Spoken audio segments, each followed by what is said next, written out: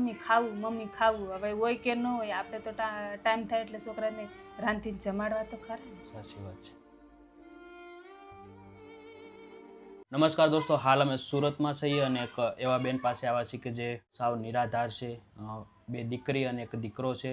માં પોતે મહેનત કરી અને પોતાના દીકરા દીકરીઓને ભણાવે છે. હંજવારી પોતા કરવા દે ને ઘરકામ કરે અને પોતાના દીકરા દીકરીઓને ભણાવવાની કોશિશ કરી રહ્યા છે. અને દીકરાના પિતા છે એ 3 વર્ષ પહેલાં અવસાન થઈ ગયા છે અને ખૂબ જ ખરાબ હાલતમાં બેન પોતાનું જીવન જીવી રહ્યા છે. એમના દીકરા દીકરીઓને ઘણી બધી મહેનત કરી અને ભણાવવાની કોશિશ કરી રહ્યા છે, પણ સમય એવો આવી જાય કે માણસ એ પરિસ્થિતિમાંથી બહાર જ નથી આવી શકતો. એટલે કંઈક આવી જ પરિસ્થિતિ છે બેનની. તો આપણથી જે પણ મદદ થઈ શકે એટલી મદદ કરવાની કોશિશ કરી અને બેન સાથે વાત કરી કે એમના જીવનમાં શું શું તકલીફો પડે છે. બેન, મારું નામ નરેશભાઈ આય છે. બેન, તમારું નામ શું છે? મારું નામ હંસાબેન કાનાભાઈ રાઠોડ. હંસાબેન કાનાભાઈ રાઠોડ. તો બેન, પછી ઘર પરિવારમાં કોણ કોણ રહ્યો છો તમે? અમે 4 જણા છે, બાકી બીજું કોઈ છે નહીં. એટલે કોણ કોણ 4 જણા? 4 જણા, 2 છોકરીઓ 1 છોકરો ને. 2 છોકરીઓ, 1 છોકરો ને તમે? 4 જણા. તો બેન, પછી મારા ભાઈને શું થયું હતું બેન? એની બીમાર હતા એટલે પહેલાં તમને વાત કરી ને કે એને કમળો હતો. એ કમળો એમને થતા પછી આવું બહુ દવાખાનું આવી ગયું. પછી છેલ્લે અમારે કંઈ પ્રોજેક્ટ નથી, પછી છેલ્લે ઓફ થઈ ગયા. બીજું કંઈ વાંધો એને બેન હું સમજી શકું, રડોમાં અમે તમારા ભાઈઓ છીએ. હા ભાઈઓ છે. પછી અમારે જેટલું મહેનત થઈ એટલી કરી. પછી કે હવે ડૉક્ટરો કે આમાં કંઈ હવે બીજું કંઈ નથી, કે હવે તમારી સેવા થાય તમે તમારી રીતે કરો. પછી અમે 6 મહિના સેવા કરી તો ઓફ થઈ ગયા. તમે કહેતા ને કંઈક જમીન હતી? હા, એટલે જમીન હતી, પછી વેચી નાખી. પછી હવે છેલ્લે કંઈ અમારી પાસે રહ્યું નહીં. દવા કરી દવાખાનામાં અમારે 1.5 વીઘો જમીન હતી, બધું દવાખાના વેચી નાખ્યું. હાવ ઘર ધોવાઈ ગયું અમારે. પછી હાવ પ્રોજેક્ટ અમારે હાવ નબળું. એને બેન હું સમજી શકું. એક કહેવાય ને કે જ્યારે ઘરનો ધણી જતો રહે એટલે ખૂબ માથે આપ ફાટી પડે. આપણે આપ તૂટે ભાઈ, આપ તૂટે. એ તો જેને માથે આપ તૂટતો હોય ને એને ખબર હોય. અમને ખબર છે કે અમારી માથે શું વીતી ને શું થતું હતું. સાચી વાત છે. ઘણું દુઃખ થાય કે આજે તમે 3 બાળકો માટે એટલી મહેનત કરી રહ્યા છો. અને કહેવતમાં ખોટું નથી કે માં છે એ ગમે એમ કરીને મોટા કરે. સાચી વાત છે. એને બેન રડોમાં અમે તમારા ભાઈઓ છીએ અને હું સમજી શકું કે તમારી પર બધી જવાબદારી છે. જવાબદારી અમારી ઉપર છે. તો બેન, પછી બીજી શું તકલીફો પડે? બીજી તકલીફ તો બસ આ રીતે આપણું આમ તો કંઈ કામ એટલું ન કરી શકીએ. બીમારી તો મને પણ છે, કાને ઓછું સંભળાય. પછી આમ શરીરની અંદર આમ કંઈ અણશક્તિ જેવું લાગે. અણશક્તિ રહેવું રહે. આમ કંઈ આમ દોડીને આપણાથી કંઈ કામ ન થાય તો પણ તમે કામ કરવા જાઓ તો એ કરવું પડે. તો કરવું તો પડે ને ભાઈ. તો આપણે તો પછી કંઈ બીજું તો કંઈ ઓલું નથી થવાનું. થાય એટલે આપણે બનતી કોશિશ કરીએ એ રીતે. સાચી વાત છે. એમ થાય કે આ પ્રોજેક્ટ એને કરતાં તો આપણે ભગવાનને કે હોય નહીં સારું ભાઈ. ગમે એમ હોય આપણે હોય નહીં એને પુગાય. આમાં દુનિયા ફાવે એમ બોલે, કેવું નહીં કે નહીં. એકલા સ્ત્રી હોય એટલે ઘણા બધા લોકો આપણે તો કંઈ ખબર જ ન હોય કે આને આવી રીતે હોય, આમ હોય. આપણે તો કંઈ મનમાં ન હોય. આપણે તો આપણા ધંધા સામું જ ધ્યાન હોય, કામ કરતા હોય. અને બેન હું સમજી શકું. અને કહેવાય ને કે એકલી સ્ત્રી થઈ જાય એટલે સમાજ દુનિયા બધા એનો બોલે અને કહે. તો બેન, પછી તમારે બીજું કોઈ સગું સંબંધી નથી? દેરિયા જેઠિયા, સાસુ સસરા?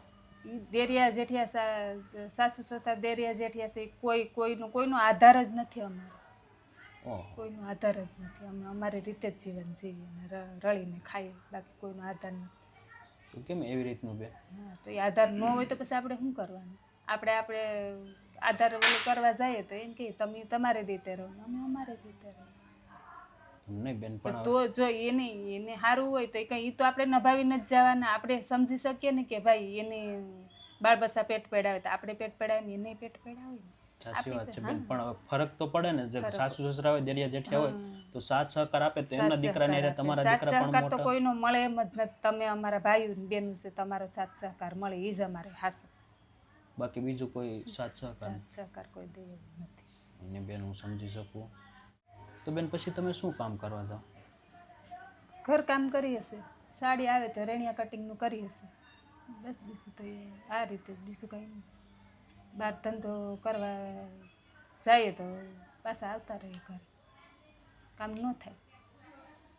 એટલે બીજે ત્યાં જોબ ઉપર જાવ તો ત્યાં કામ ન ન થઈ શકે? થાય, થાકી જાય, ચક્કર આવવા માંડે, આપણે બીમાર થઈ જાય, હાથ પગ દુખવા માંડે, માથું દુખવા માંડે, ન થાય કામ.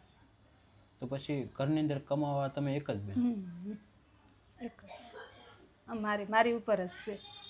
આ રળીને ખાઈએ ને જો આ રીતે કોઈને દયા આવે તો એમ કે કોઈક એમ કે આ પર કીટ મળે તો એ જો એકાબીજાએ અમને નંબર દીધા હોય તો જો ફોન કરીએ, તો આ રીતે એમ કે આ લોકો નભાવીએ. એટલે એવી રીતના ટકનું લાવીને ટકનું બકાડો. ટાણે લાવીને ટાણે ખાવાનું. એની બેન હું સમજી શકું. અને ખૂબ હિંમતથી તમે તમારું જીવન જીવી રહ્યા છો, ઘણી મહેનત કરી અને તમે તમારા દીકરાને આગળ ભણાવી રહ્યા આપણે છો. તો આગળ જ લાવવાનું હોય કે આપણાથી આ બધી ઢહડા થયા, આપણા છોકરાથી કંઈ થવાનું નથી. ભણાવી ગણાવીને આપણા છોકરા આગળ નીકળે તો આપણે સાચી વાત છે. કાલ હવારમાં કોઈની લાસારી ન કરે. લાસારી આપણે લાસાર થયા એ રીતે આપણા છોકરા ન થવા જોઈએ. એની સાચી વાત છે. અને એક શું કહેવાય કે તમે હિંમતવાળા કહેવાય બેન કે એટલી મહેનત કરી અને એટલું રાખવા છતાં પણ તમે આ બધું ઘર ચલાવો છો. છોકરાને નાના મોટી જરૂરિયાત છે, ભણાવવા ગણાવવા, હું જોઈએ હું નહીં વસ્તુ જોઈએ એ બધી માને દેવાનું હોય. સાચી વાત છે. તો બેન પછી બીજી કઈ રીતની ઘરની જે તકલીફ પડે રસોડામાં? રસોડામાં બસ આ આપણે ખાવા પીવાનું, લાવવું લેવા દેવાનું ને એ બધું. આપણા ઘરમાં હોય કે ન હોય તો શું કરવાનું? સાચી વાત છે. છોકરાઓને તો ખવડાવવું જ પડે. કદાચ આપણે તો કેને કહેવાના છે કે મમ્મી ખાવું. હવે હોય કે ન હોય આપણે તો ટાઈમ થાય એટલે છોકરાને રાંધીને જમાડવા તો ખરા ને. સાચી વાત છે. એટલે એક દુઃખ થાય માને કે જ્યારે આપણી પાસે કાંઈ ન હોય અને ન ખવડાવી શકીએ એમ. ન ખવડાવી શકીએ.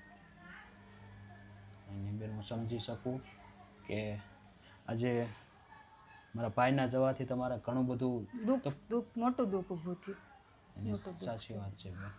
અને એની કમી તો કોઈ પૂરી જ ન કરી શકે. પણ અલગ કેમ કે હા એ તો નથી એની આપણા છોકરાની બધી છે એ આપણે માં પૂરી કરી શકીએ, બીજું તો કોઈ ન કરી. એની સાચી વાત છે. અને અત્યારમાં તો હાલો બેન તમે થોડું ઘણું કામ કરી શકો તો વાંધો નથી, પણ કાલ સવારે તમને પણ બેન કાંઈક થઈ ગયું તો પછી દીકરા દીકરીનું કોણ?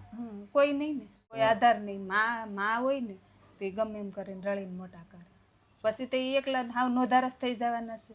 સાચી વાત છે. એટલે મતલબમાં કે તમે જ્યાં સુધી કામ કરી શકો ત્યાં કરી શકો, પછી કાલ સવારે તમને કંઈક થયું તો પછી એની રીતે એ જીવે છોકરા, કામે ને ખાય. આપણે તો મરી જ ગયા પછી તો કઈને આગળ આપણે તો ખબર નથી કે આપણા છોકરા માટે શું થાય છે. સાચી વાત છે. પણ એક માને ચિંતા રહે અંદરથી કે ભાઈ શું થશે મારા દીકરા દીકરીઓને. એને બેન રડોમાં અમે તમારા ભાઈઓ છીએ. તો બેન અત્યારે હું ખાવા પીવામાં તકલીફ પડે? ખાવા પીવાની તકલીફ પડે. ટાણે લાવીને ટાણે ખાઈએ ભાઈ. આપણે એમ થાય કે 10 રૂપિયા છે તો 10 રૂપિયાને લઈ આવીને ખાઈએ, 20 રૂપિયાનું હોય તો 20 રૂપિયાનું બે દી હકાવીએ. એ રીતે એટલે એવી રીતનું 10-20 રૂપિયાનું 20નું એ રીતે જ લાવવાનું. ઓહો. એને બેન ઉપાધિ કરવામાં અમે તમારા ભાઈઓ છે ને જે પણ થઈ શકશે ને બેન એટલી મદદ કરવાની કોશિશ કરશો ને બેન. તો અત્યારે હું બેન તમારા રાશનની જરૂર છે? કાંઈ નહીં લઈ આવે ને.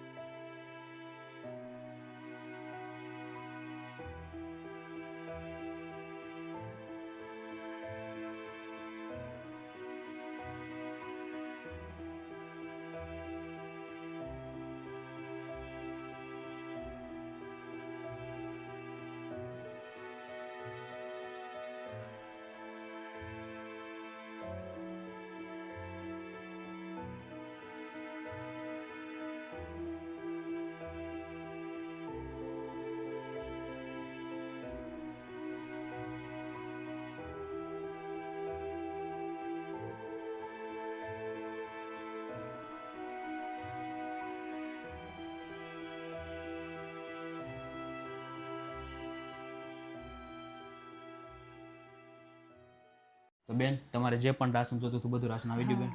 કેવું લાગ્યું બેન? સારું લાગ્યું. ભગવાન તમારો ખૂબ ખૂબ આભાર.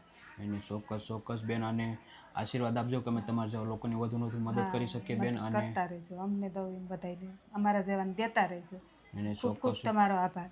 આજની આ ખાસ મદદ છે રજનીકાંત ખીમજીભાઈ વિસરિયા, જે જામનગરના છે અને હાલ કે નેરોબી કેન્યામાં રહી છે.